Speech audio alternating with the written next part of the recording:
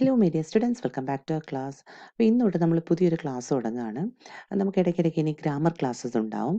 പലപ്പോഴും ക്ലാസ്സിലൊക്കെ സംസാരിക്കുന്ന സമയത്ത് കുട്ടികൾ ഓരോ കാര്യങ്ങളൊക്കെ എഴുതുന്ന സമയത്തൊക്കെ നമുക്ക് മനസ്സിലാവുന്ന ഒരു കാര്യം എന്ന് പറഞ്ഞാൽ ഗ്രാമർ അവർക്ക് വളരെ ഡിഫിക്കൽട്ടാണ്, അല്ലേ? ഗ്രാമർ ഭയങ്കര ബുദ്ധിമുട്ടാണ് എന്ന് കുട്ടികൾക്കൊരു ഫീലിംഗ് ഉണ്ട്.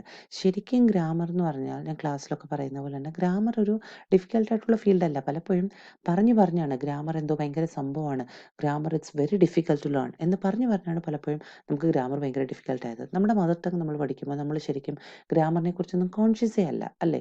നമ്മൾ സംസാരിക്കുന്നത് കറക്റ്റായിട്ടുള്ള മലയാളമാണോ എന്ന് ചോദിച്ചാൽ അല്ല. മലയാളം ശുദ്ധമായിട്ടാണോ നമ്മൾ സംസാരിക്കുന്നത് ചോദിച്ചാൽ അല്ല.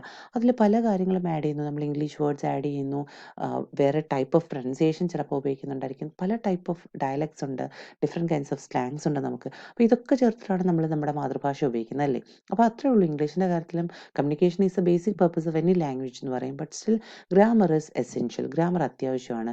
നമ്മൾ എഴുതുമ്പോൾ നമുക്ക് എക്സാമിന് ഇപ്പോൾ റിട്ടൺ ആണല്ലോ നമ്മുടെ എക്സാം എന്ന് പറയുന്നത്, ആ സമയത്തൊക്കെയാണ് ഗ്രാമർ നമുക്ക് ഹെൽപ്ഫുള്ളായിട്ട് വരുന്നത്. സി ഹിയർ നമ്മൾ തുടങ്ങുന്ന ഒരു ചാപ്റ്റർ അല്ലെങ്കിൽ ഒരു പുതിയ ക്ലാസ് എന്ന് പറയുന്നത് ഗ്രാമർ ബേസ്ഡ് ലെസൺസ് ആയിരിക്കും. ഗ്രാമറിന് ഒത്തിരി റൂൾസ് ഉണ്ടല്ലോ. അപ്പോൾ ബേസിക് ആയിട്ട് നമുക്ക് അറിഞ്ഞിരിക്കേണ്ട കുറേ റൂൾസ് നമ്മൾ ഡിസ്കസ് ചെയ്യും. അപ്പോൾ ആദ്യം നമ്മൾ തുടങ്ങുന്നതെന്ന് പറഞ്ഞാൽ ബേസിക് ആയിട്ടുള്ള ഇംഗ്ലീഷ് ഗ്രാമറിൻ്റെ റൂൾസ് എന്തൊക്കെയാണ്, 12 ബേസിക് റൂൾസ് എന്ന് പറഞ്ഞാണ് നമ്മളിവിടെ അതിനെ ഡിവൈഡ് ചെയ്തിരിക്കുന്നത്. അപ്പോൾ ആദ്യം അത് എന്തൊക്കെയാണെന്ന് നമുക്കൊന്ന് നോക്കാം. നമ്മൾ ഇന്നത്തെ വീഡിയോയിൽ അത് എന്തൊക്കെയാണ് എന്ന് പറയുന്നു. ആദ്യം എന്തൊക്കെയാണ് 12 റൂൾസ് എന്ന് നിങ്ങൾ മനസ്സിലാക്കുക. ബേസിക് ആയിട്ടുള്ള ഗ്രാമർ റൂൾസ് എന്തൊക്കെയാണ്, ഒരു കാര്യം എഴുതുമ്പോൾ നമ്മൾ എന്തൊക്കെ ശ്രദ്ധിക്കണം എന്ന് പറയുന്നു. അപ്പോൾ അത് മാത്രമേ നമ്മൾ ഇന്നത്തെ വീഡിയോയിൽ ഡിസ്കസ് ചെയ്യുന്നുള്ളൂ.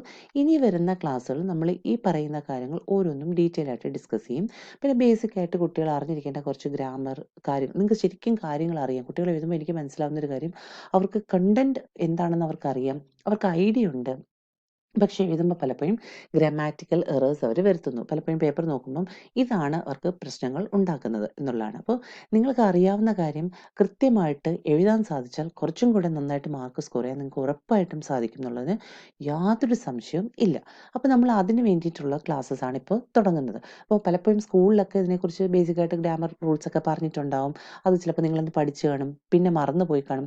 പിന്നെ ഒരു ഹയർ എഡ്യൂക്കേഷൻ സിസ്റ്റത്തിലേക്കൊക്കെ വരുമ്പോൾ പലപ്പോഴും അത് റിവൈസ് ചെയ്യുന്നില്ല, അല്ലെങ്കിൽ പലപ്പോഴും അതിനുള്ള ഒരു അവസരം നിങ്ങൾക്ക് കിട്ടുന്നില്ല എന്നുള്ളതാണ്. ടീച്ചേഴ്സ് പറയുന്നുണ്ടാവും, നിങ്ങൾ എഴുതുന്നത് കറക്റ്റ് ചെയ്യുന്നുണ്ടാവും, പക്ഷെ കൃത്യമായിട്ട് ചിലപ്പോൾ ആ റൂൾസ് എന്തൊക്കെയാണെന്നൊക്കെ പറഞ്ഞ് എല്ലാ റൂൾസും പറഞ്ഞൊന്നും പോകാനുള്ള ടൈം പലപ്പോഴും കിട്ടിയെന്ന് വരില്ല. നിങ്ങൾക്കും കിട്ടുന്നില്ല, ക്ലാസ് റൂമിലും കിട്ടുന്നില്ല എന്നുള്ളതാണ്. അപ്പോൾ നമ്മൾ അതുകൊണ്ടാണ് ഈ ക്ലാസ്സസ് വെച്ചേക്കുന്നത്. നമ്മൾ ഗ്രാമറിൻ്റെ റൂൾസ് ഒക്കെ ഒന്ന് പഠിക്കാം എന്ന് നമുക്ക് എങ്ങനെ പഠിക്കാം എന്നുള്ളത് നമുക്കൊന്ന് നോക്കാം. ഓക്കെ, സോ ഒന്നാമത്തെ റൂളായിട്ട് നമ്മൾ പറയുന്നത്, നമ്മൾ ടെൻസസിനെ കുറിച്ച് നിങ്ങൾക്ക് അറിയാമായിരിക്കുമല്ലോ. So be consistent with your tenses എന്നുള്ളതാണ്.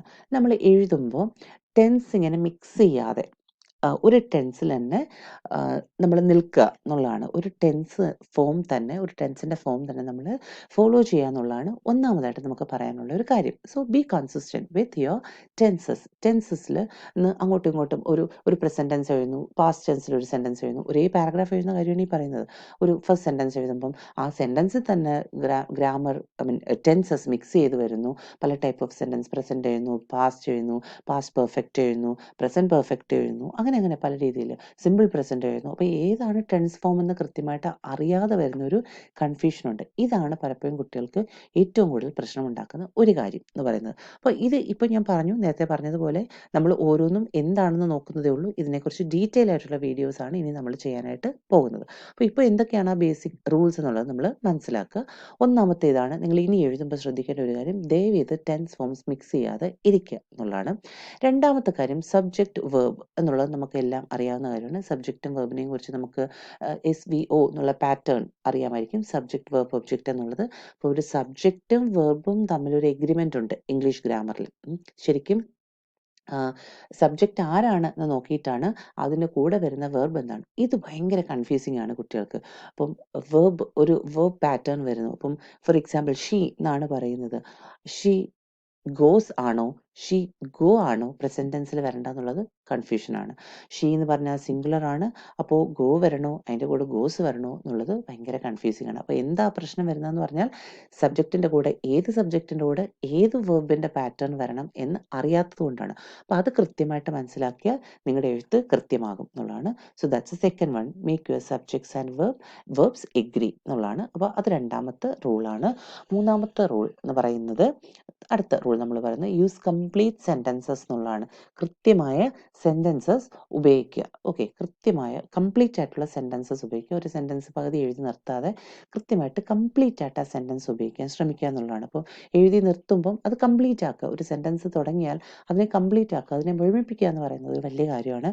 പകുതി ഇട്ടിട്ട് പോകാതിരിക്കുക. So use complete sentences is the third rule. Fourth one ആയിട്ട് നമ്മൾ പറയുന്നത് ആർട്ടിക്കിൾസ്. പണ്ട് തൊട്ടേ കേട്ടിട്ടുള്ളതായിരിക്കും, ആർട്ടിക്കിൾസ് ഉണ്ട്. അപ്പോൾ ഏത് ആർട്ടിക്കിൾ എന്തിൻ്റെ കൂടെ യൂസ് ചെയ്യണം, എ യൂസ് ചെയ്യണോ, ആൻഡ് യൂസ് ചെയ്യണോ, എന്ത് യൂസ് ചെയ്യണം എന്നൊന്ന് അറിയാൻ പറ്റാത്ത ഒരവസ്ഥയുണ്ട്.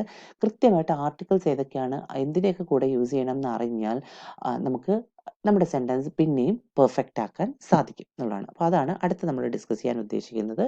ആൻഡ് ഫിഫ്ത്ത് വൺ എന്ന് പറയുന്നത് റൈറ്റ് പ്രൊനൗൺസ് ഉപയോഗിക്കുക എന്നുള്ളതാണ്. ഏത് ടൈപ്പ് ഓഫ് പ്രോനോൺ ആണ് ഉപയോഗിക്കേണ്ടത്, എന്താണ് പ്രോനോൺ, എന്തിൻ്റെയൊക്കെ ഏത് ടൈപ്പ് ഓഫ് പ്രോനോൺസ് എവിടെയൊക്കെ ഉപയോഗിക്കണം എന്ന് കൃത്യമായിട്ട് അറിഞ്ഞിരുന്നാൽ എഗെയിൻ പിന്നെയും നമുക്കൊരു ആഡഡ് അഡ്വാൻറ്റേജ് ആണ്.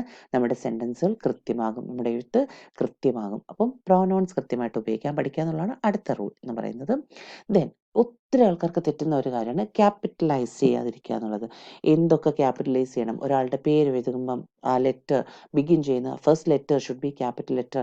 ഒരു സ്ഥലത്തിൻ്റെ പേര് എഴുതുമ്പോൾ, ഒരു സിറ്റിയുടെ പേര് എഴുതുമ്പം, ഒരു പ്ലേസിൻ്റെ പേര് എഴുതുമ്പം ക്യാപിറ്റൽ ലെറ്റർ വേണം. ഇങ്ങനെയുള്ള ബേസിക് ആയിട്ടുള്ള കാര്യങ്ങൾ പലപ്പോഴും അറിയാതെ വരും. ആവശ്യമില്ലാത്ത സ്ഥലത്തൊക്കെ ക്യാപിറ്റലൈസ് ചെയ്ത് വെക്കുകയും ചെയ്യും എന്നുള്ളതാണ്. ക്യാപിറ്റൽ ലെറ്റേഴ്സ് പലപ്പോഴും ഇൻ ബിറ്റ്വീൻ ഒരു വേർഡ് എഴുതുമ്പോൾ അതിൻ്റെ ഇടയ്ക്ക് എവിടെയെങ്കിലുമൊക്കെ ക്യാപിറ്റൽ ലെറ്റേഴ്സ് യൂസ് ചെയ്യുന്നതായിട്ട് കാണാം. അപ്പോൾ അത് അറിയാത്തത് കൊണ്ട് പറ്റുന്നതാണ് കുട്ടികൾക്ക്. അതും നമ്മൾ കൃത്യമായിട്ട് ശ്രദ്ധിക്കേണ്ട ഒരു കാര്യമാണ്. ക്യാപിറ്റലൈസ് ചെയ്യുക എന്നുള്ളത് വളരെ ഇമ്പോർട്ടൻ്റ് ആണ്. എവിടെയൊക്കെ ആവശ്യമുണ്ടോ അവിടെ മാത്രം ക്യാപിറ്റലൈസ് ചെയ്യുക എന്നുള്ളതാണ് നമ്മൾ ശ്രദ്ധിക്കേണ്ടത്. അടുത്ത റൂളായിട്ട് നമ്മൾ പറയുന്നത് നമ്മുടെ ideas, link your ideas with conjunctions. കൺജങ്ഷൻസിൻ്റെ പ്രോപ്പർ യൂസേജ്, നേരത്തെ അഡ്ജക്റ്റീവ്സിൻ്റെ കാര്യം പറഞ്ഞതുപോലെ കൺജങ്ഷൻസ് കൃത്യമായിട്ട് ഉപയോഗിക്കാൻ അറിയുക എന്ന് പറയുന്നത് ഒരു ഇമ്പോർട്ടൻ്റ് ആയിട്ടുള്ള ഫാക്ടറാണ്. അപ്പോൾ അത് നമ്മൾ ഡീറ്റെയിൽ ആയിട്ട് ഡിസ്കസ് ചെയ്യാൻ ഉദ്ദേശിക്കുന്നുണ്ട്. അടുത്തതെന്ന് പറയുന്നത് പ്രപ്പോസിഷൻസ് യൂസ് ചെയ്യുന്നതാണ്. ഇതെല്ലാം നിങ്ങൾ കേട്ടിട്ടുണ്ടല്ലേ. കൺജങ്ഷൻസ് കേട്ടിട്ടുണ്ട്, പ്രിപ്പോസിഷൻസ് കേട്ടിട്ടുണ്ട്, ടെൻസ് എന്ന് കേട്ടിട്ടുണ്ട്. ഇതൊക്കെ കുറേ പഠിച്ചിട്ടുണ്ട്. പക്ഷെ പലപ്പോഴും അന്നേരത്തെ ഒരു ആവശ്യത്തിന് വേണ്ടി പഠിച്ചു, നമ്മൾ കളഞ്ഞു. വീണ്ടും നമ്മൾ എന്തെങ്കിലും ഒരു കാര്യം എഴുതുന്ന സമയത്ത്, ഇപ്പോൾ ഹയർ എഡ്യൂക്കേഷൻ സിസ്റ്റത്തിലേക്കൊക്കെ വരുന്ന സമയത്ത്, ഇത് സ്കൂൾ കുട്ടികൾക്ക് വേണ്ടിയിട്ടാണ് നമ്മളത് പറയുന്നത്. പക്ഷേ ഹയർ എഡ്യൂക്കേഷൻ സിസ്റ്റത്തിലേക്കൊക്കെ വരുന്ന സമയത്ത് പലപ്പോഴും കൃത്യമായിട്ട് ഇത് അറിയാത്ത ഒരവസ്ഥ ഉണ്ടാകും. സ്കൂളിൽ ഇത് പഠിച്ചു വരിക എന്നുള്ളതാണ്. ബേസിക്കായിട്ട് നിങ്ങൾ കാര്യങ്ങൾ സ്കൂളിൽ തന്നെ അത് മനസ്സിലാക്കി വരിക. ഇൻ കേസ് പറ്റുന്നില്ല എന്നുണ്ടെങ്കിൽ ഹയർ എഡ്യൂക്കേഷനിലേക്ക് വരുമ്പോൾ പിന്നെ എത്ര അവസരങ്ങൾ കിട്ടും നമുക്കറിയത്തില്ല. കിട്ടുന്ന അവസരങ്ങൾ ഇതേപോലെ ഉപയോഗിക്കുക എന്നുള്ളതാണ്. അപ്പോൾ പ്രിപ്പോസിഷൻസ് കറക്റ്റായിട്ട് ഉപയോഗിക്കാൻ പഠിക്കുക എന്നുള്ളതാണ് എട്ടാമത്തെ റൂളായിട്ട് നമ്മൾ പറയുന്നത്. അടുത്തത് അപ്പോസ്ട്രഫീസ് എന്നുള്ളതാണ്. നമ്മൾ അപ്പോസ്ട്രഫീസ് കൃത്യമായിട്ട് ഉപയോഗിക്കുക. ഇപ്പം എവിടെയാണ് അപ്പോസ്ട്രഫി വേണ്ടത്, വേണ്ടാത്ത സ്ഥലത്തൊക്കെ ആവശ്യമില്ലാതെ അപ്പോസ്ട്രഫി മാർക്കൊക്കെ ആൾക്കാർ ഇട്ട് വെക്കുന്നത് കാണാം. അതിൻ്റെ ഒരാവശ്യമില്ല, വേണ്ട സ്ഥലത്ത് മാത്രം കൃത്യമായിട്ട് അപ്പോസ്ട്രഫീസ് ഉപയോഗിക്കുക. അതിൻ്റെ യൂസേജ് നമ്മൾ ഡിസ്കസ് ചെയ്യുന്നുണ്ട്. അടുത്ത നമ്മുടെ റൂൾ എന്ന് പറയുന്നത് കോമാസ് ആണ്. കോമ വേണ്ട സ്ഥലത്ത് മാത്രം കോമ ഇടുക എന്നുള്ളതാണ്. ആവശ്യമില്ലാത്ത സ്ഥലത്തൊക്കെ കോമ ഇട്ട് വെക്കും. എവിടെയാണ് കോമ ഇടേണ്ടത്, എവിടെയാണ് ഫുൾ സ്റ്റോപ്പ്, എവിടെയാണ് ആ പോസ് വരേണ്ടത്, സെമി കോളൻ എവിടെയാണ്, കോളൻ എവിടെയാണ്, ഇതൊന്നും അറിയാതെ വരും. പങ്ക്ച്വേഷൻ മാർക്സ് ഇമ്പോർട്ടൻ്റ് ആണ്, നമ്മൾ പറയുന്നുണ്ട്. So clarify your sentences with commas. നമ്മളതിനെ ശരിക്കും നമ്മുടെ സെൻറ്റൻസ് എവിടെയാണ് നമ്മളൊരു പോസ് വരുത്തുന്നത്, ആ കോമ ഇട്ട് എവിടെയാണ് അതിനെ വേർതിരിക്കേണ്ടതെന്നൊക്കെ കൃത്യമായിട്ട് അറിയണം. കോമയൊന്നും മാറിപ്പോകാൻ പാടില്ല. ഡീറ്റെയിൽ ആയിട്ട് നമുക്ക് എക്സാമ്പിൾസ് ഒക്കെ വെച്ചിട്ട് തന്നെ അത് ഡിസ്കസ് ചെയ്യാം. 11ാമത്തെ റൂളായിട്ട് നമ്മൾ പറയുന്നത് give clear commands and instructions. നമ്മൾ പറയുന്ന കാര്യം കൃത്യമായിട്ട് എന്താണെന്ന് വായിക്കുന്ന ആൾക്ക് മനസ്സിലാകാനുള്ള ചില ട്രിക്സ് നമ്മൾ ഉപയോഗിക്കണം. അതിൻ്റെ ബേസിക്കായിട്ട് ഫോളോ ചെയ്യേണ്ട കുറച്ച് പാറ്റേൺസ് ഉണ്ട്, അത് കൃത്യമായിട്ട് ഉപയോഗിക്കണം. So give clear commands and instructions ഉള്ളതാണ് 11th one. And the last one switch word order for questions. ക്വസ്റ്റ്യൻസിന് ഉപയോഗിക്കേണ്ട വേർഡ് ഓർഡേഴ്സ് എന്തൊക്കെയാണെന്ന് അറിഞ്ഞിരിക്കുക, കൃത്യമായിട്ട് അത് ഉപയോഗിക്കുക എന്നുള്ളതാണ് 12ാമത്തെ റൂളായിട്ട് നമ്മൾ പറയുന്നത്. അപ്പോൾ ഇത്രയും കാര്യങ്ങൾ നമ്മൾ ആദ്യം ഡിസ്കസ് ചെയ്യും. ഇൻ ബിറ്റ്വീൻ നമുക്ക് വേറെയും ഗ്രാമർ ലെസൺസ് ഉണ്ടാവും. കുട്ടികളുടെ ഡിമാൻഡ് അനുസരിച്ച് നമുക്കത് ചെയ്യാവുന്നതേ ഉള്ളൂ. സോ ഇത്രയും കാര്യങ്ങൾ ബേസിക്കായിട്ട് മനസ്സിലാക്കുക. Thank you so much.